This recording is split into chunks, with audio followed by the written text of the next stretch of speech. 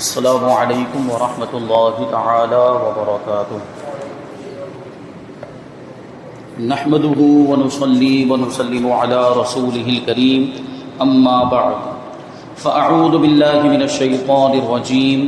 بسم اللہ الرحمن الرحیم ان اللہ وملائکته يصلون على النبی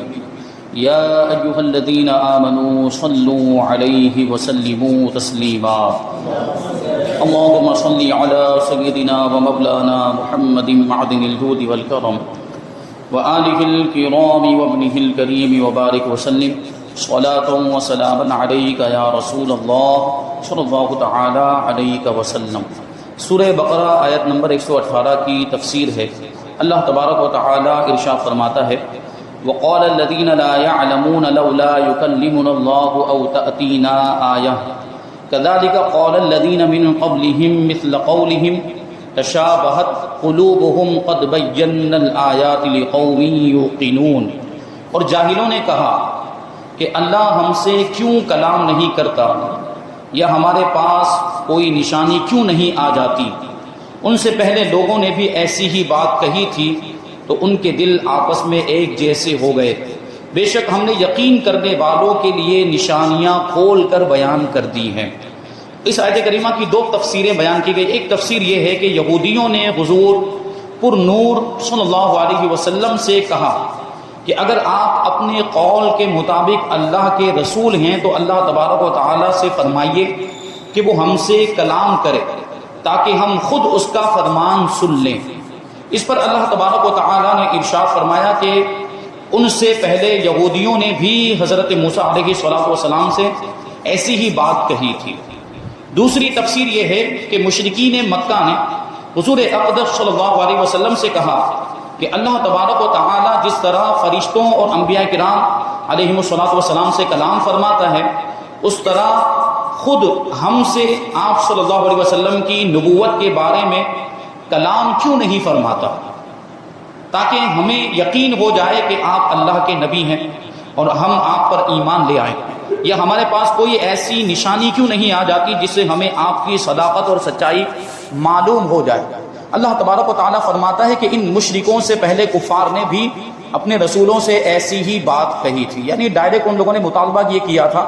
کہ اللہ تبارک و تعالیٰ ہم سے کلام کرے، ہم سے بات کرے اور ہمیں خود بتائے کہ آپ اللہ کے نبی ہیں،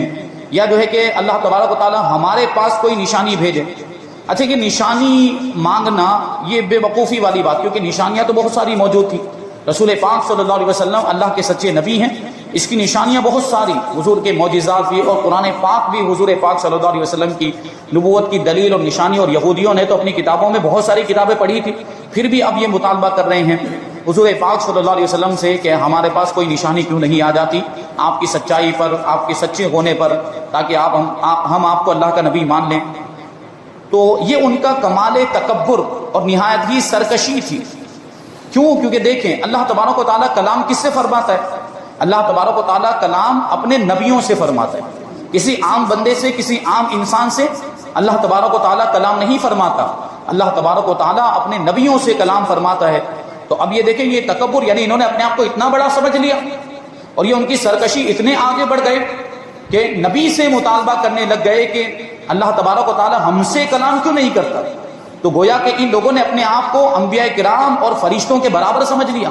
کہ اللہ تبارک و تعالیٰ فرشتوں سے اور اللہ تبارک و تعالیٰ اپنے نبیوں سے کلام فرماتا ہے، اور یہ مطالبہ کر رہے ہیں، تقاضا کر رہے ہیں کہ اللہ ہم سے کلام کیوں نہیں کر رہا۔ تو اس کا مطلب گویا کہ ان لوگوں نے اپنے آپ کو انبیاء کرام اور فرشتوں کے برابر سمجھ لیا، یہ تکبر کی وجہ سے ہوا۔ آگے فرمایا تشابہت قلوبہم، ان کے دل آپس میں مل گئے، ایک دوسرے کے مشابہ ہو گئے۔ یہ کن لوگوں کی بات چل رہی ہے؟ حضور پاک صلی اللہ علیہ وسلم کے زمانے میں جو یہودی موجود تھے ان کی، اور یا جو ہے کہ مشرکین مکہ کی بات چل رہی ہے۔ اور گزرے ہوئے زمانے میں حضرت موسیٰ علیہ السلام کے زمانے کا ذکر کیا کہ ان کے دل اور حضرت موسیٰ علیہ السلام کے زمانے میں جو حضرت موسیٰ علیہ السلام سے اسی طرح کے سوال کرتے تھے، ان کے دل آپس میں ایک دوسرے سے ملے ہوئے ہیں، کیونکہ بات ایک جیسی کر رہے ہیں۔ انہوں نے بھی ایسا ہی سوال کیا تھا اور یہ بھی ایسا ہی سوال کر رہے ہیں۔ فرماتے ہیں کہ یہود و نصارہ اور مشرکین کے اقوال کا گزشتہ منکرین کے اقوال کے مطابق ہونا ان کے دلوں کی سختی اور کفر کے ایک دوسرے سے مشابہ ہونے کی علامت ہے۔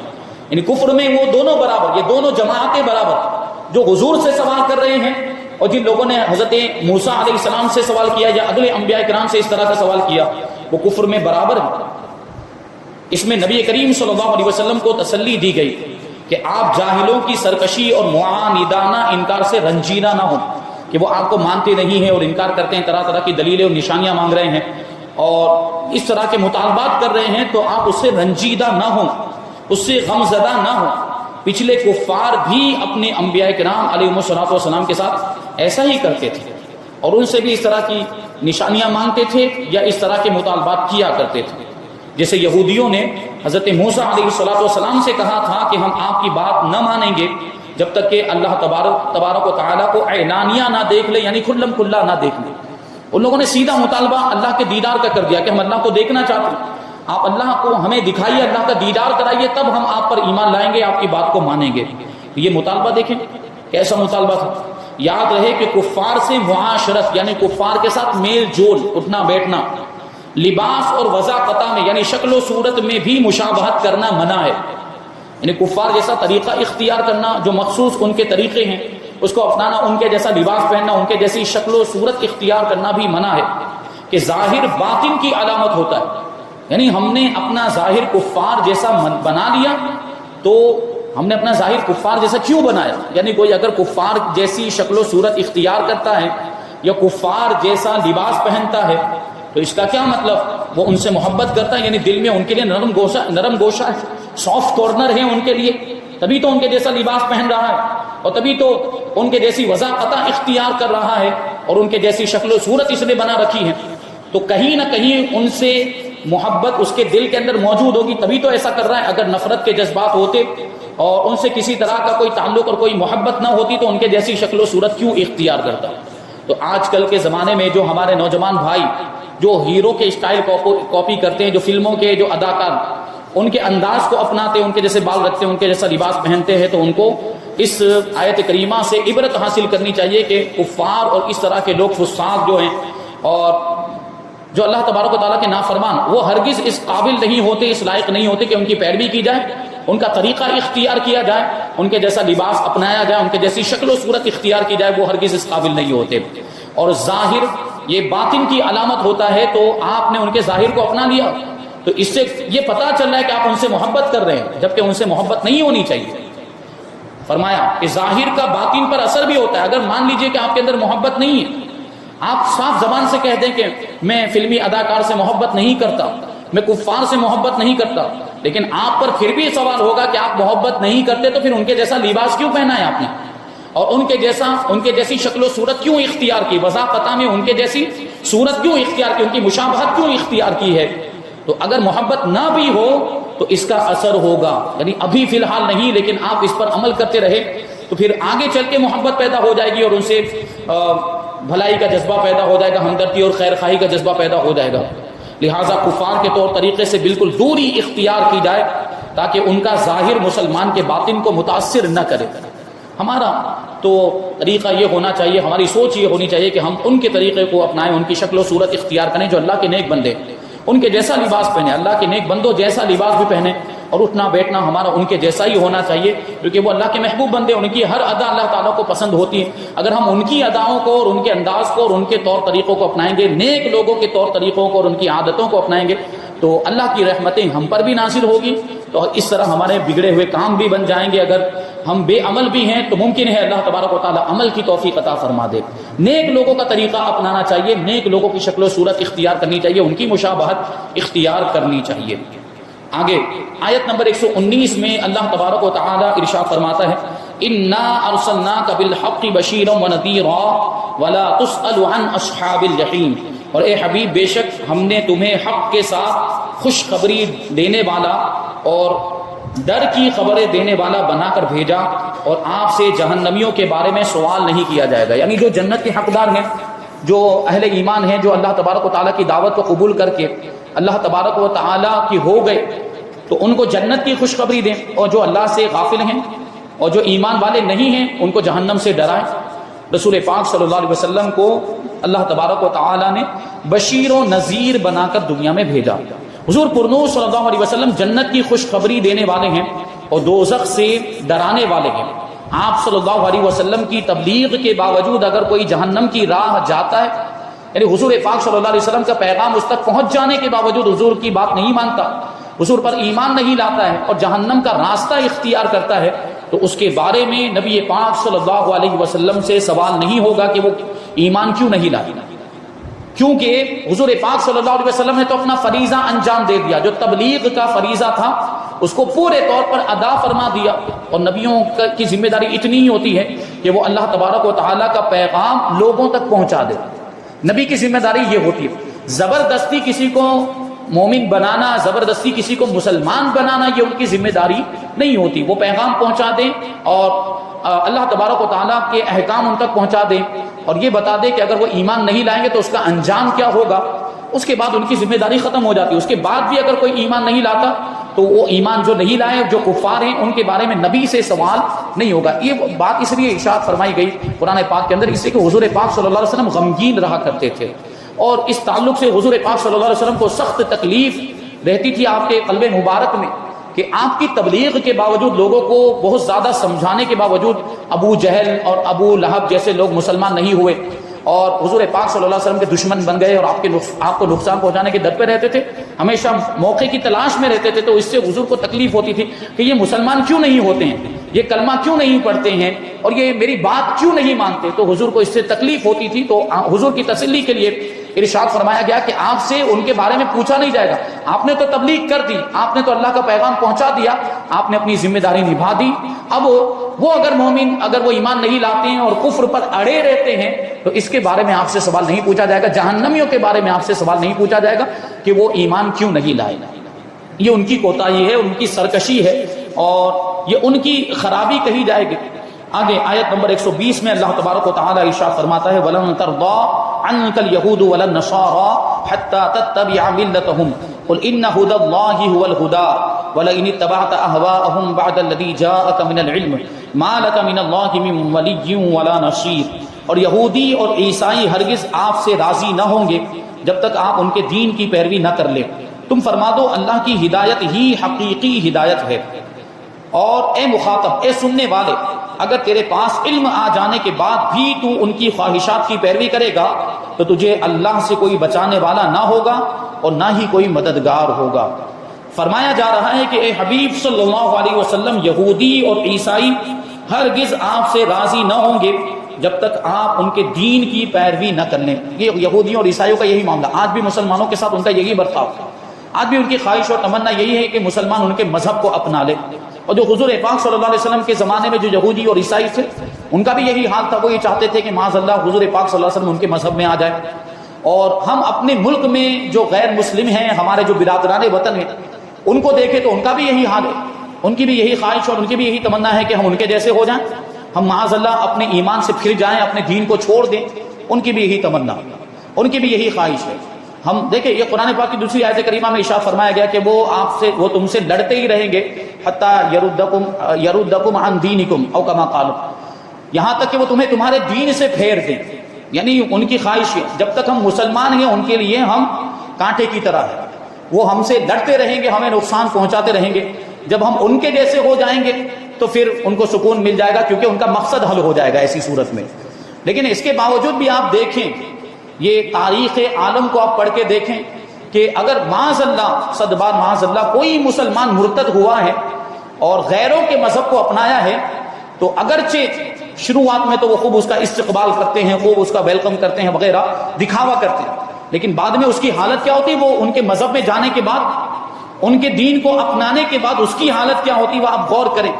اس کے ساتھ انتہائی سوتیلا برتاؤ کیا جاتا ہے۔ جیسے ابھی وسیم رضوی کی ہم بات کریں، معاذ اللہ بدبخت نے کیسی بکواس کی تھی کلام مجید کے بارے میں، کیسی اس نے گستاخیاں کی تھی، پھر وہ مرتد ہو گیا۔ ویسے بھی کلام پاک اور قرآن پاک کی گستاخی کرنے کی وجہ سے پہلے ہی مرتد ہو چکا تھا، لیکن باقاعدہ اس نے اعلان بھی کر دیا کہ میں غیر مسلم ہو چکا ہوں۔ تو اس کو دیکھیں ان لوگوں نے کون سی قوم میں داخل کیا جو ان کے نزدیک انتہائی نیچ قوم مانی جاتی ہے، اس قوم میں اس کو داخل کیا ان لوگوں نے۔ تو پہلے ہی وہ اللہ کی بارگاہ میں تو جو کافر ہے اس کی کوئی عزت نہیں ہوتی، لیکن دنیا میں بھی وہ اس طرح بے عزت ہوتا ہے، اور دنیا میں بھی اس طرح وہ رسوا ہوتا ہے کہ جن کے بھروسے پہ وہ ان کے مذہب میں گیا تھا وہ خود بھی اس کو قبول کرنے کے لیے تیار نہیں ہوتے، بس صرف دکھاوا ہوتا ہے۔ اب وہ دیکھیں وہ بے یار و مددگار ادھر ادھر گھومتا ہے، در بدر کی ٹھوکریں کھاتا پھر رہا ہے، ابھی اس کا کوئی چرچا آپ سن رہے ہیں؟ یہ لوگ، ان لوگوں نے بھی ابھی اس کو چھوڑ دیا ہے بالکل بے یار و مددگار۔ تو اس طرح کے معاملات ہوتے ہیں۔ تو یہ تو چاہتے ہیں کہ ہم اپنے دین کو چھوڑ دیں، لیکن ہمیں اپنا دین چھوڑنا نہیں، ہمارا دین ہی سچا ہے اور ہمارا دین ہی کامیابی کی ضمانت ہے اور یہی نجات کا ذریعہ بھی ہے، جو دین اسلام۔ اللہ تبارک و تعالیٰ کا بے پناہ فضل و احسان ہے کہ اس نے ہمیں مسلمان بنایا اور حضور پاک صلی اللہ علیہ وسلم کی امت میں پیدا کیا۔ تو اس آیت سے یہ بھی سمجھ میں آتا، اچھا یہودی اور عیسائی ہرگز آپ سے راضی نہ ہوں گے جب تک آپ ان کے دین کی پیروی نہ کر لیں، اور یقیناً یہ بات ناممکن ہے کہ آپ ان کے دین کی پیروی کریں، ہو ہی نہیں سکتا، کیونکہ حضور پاک صلی اللہ علیہ وسلم تو اسلام کے بانی ہیں۔ حضور پاک صلی اللہ علیہ وسلم کیسے اسلام کو چھوڑ سکتے؟ یہ ممکن ہی نہیں، کیونکہ وہ باطل ہے، ان کا مذہب باطل ہے، کفار کا جو مذہب، یہود و نصارہ کا جو مذہب ہے وہ باطل ہے۔ ان کے مقابلے میں آپ یہ جواب دے دیں کہ اللہ تبارک و تعالیٰ کی ہدایت ہی حقیقی ہدایت ہے جو اس نے مجھے عطا فرما رکھی ہے۔ اس آیت سے یہ بھی سمجھ میں آتا ہے کہ کفار بحیثیت مجموعی مسلمانوں سے کبھی بھی راضی نہیں ہو سکتے، مسلمانوں سے کبھی بھی خوش نہیں ہو سکتے، اور یہ جو ہمدردی کے دعوے کیے جاتے ہیں، خیر خواہی کے دعوے کیے جاتے ہیں، وہ جھوٹے ہوتے ہیں۔ یہ آپ کو قریب کرنے کے لیے اور آپ کا اعتماد حاصل کرنے کے لیے وہ اس طرح کی کبھی باتیں کرتے ہیں، پھر پیچھے سے خنجر گھونپ دیتے ہیں، اس طرح کے ان کے معاملات ہیں۔ تو کافر سے کبھی بھی ہمدردی کی امید نہیں رکھنی چاہیے، غیر مسلم سے کبھی بھی خیر خواہی کی امید نہیں رکھنی چاہیے کہ وہ ہمارا بھلا کریں گے، ایسا نہیں ہوتا ہے۔ وہ آگے چل کے کچھ نہ کچھ اس طرح کا کارنامہ انجام دیتے ہیں، کارستانی کرتے ہیں کہ اس سے مسلمانوں کو نقصان پہنچتا ہے۔ تو اگرچہ ظاہری طور پر کبھی حالات مختلف ہو، یعنی ظاہری طور پر اگرچہ وہ ہمدردی کا مظاہرہ کر رہے ہوں، خیر خواہی کا مظاہرہ کر رہے ہوں، لیکن دل میں ان کے مسلمانوں کی نفرت موجود ہے۔ افسوس کہ ہزاروں تجربات کے بعد بھی مسلمان سبق نہیں حاصل کرتے، کیونکہ ہم نے دیکھ لیا، اور ہم تو ہندوستان میں رہنے والے، یعنی دوسرے اسلامی ممالک کی بات اگر نہ بھی کریں، ہم ہندوستان میں ان کے ساتھ رہتے ہیں، ہمیں تو کتنی مرتبہ تجربہ ہو چکا ہے، ہم خود ایکسپیرینس کر چکے ہیں کہ وہ ہمارے ساتھ کیسا برتاؤ، جب وقت آتا ہے، جب فسادات ہوتے ہیں، تب ہم دیکھتے ہیں کہ ویسے تو خوب بھائی چارہ کیا جاتا ہے، لیکن جب فساد ہوتا ہے تو ان کا بھائی چارہ کہاں چلا جاتا ہے؟ پھر مسلمانوں کا قتل عام کیا جاتا ہے، پھر کوئی خیال نہیں کیا جاتا اور سوچتے نہیں کہ ہم کس کو قتل کر رہے ہیں، وہی لوگ ہیں جن سے ہم بھائی چارے کا دعویٰ کرتے تھے۔ تو یہ چیز ہے،